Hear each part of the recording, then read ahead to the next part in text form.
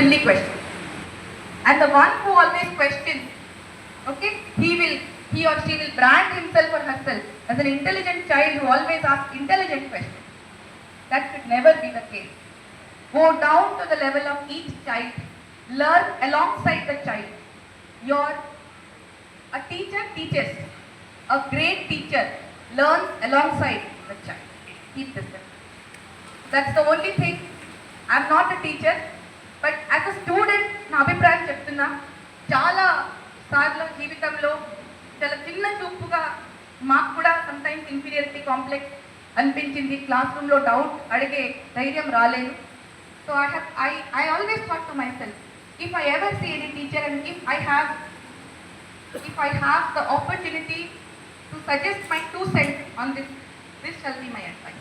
Thank you so much. Have a great teacher. Thank you madam, చాలా విషయాలు చెప్పినారు madam.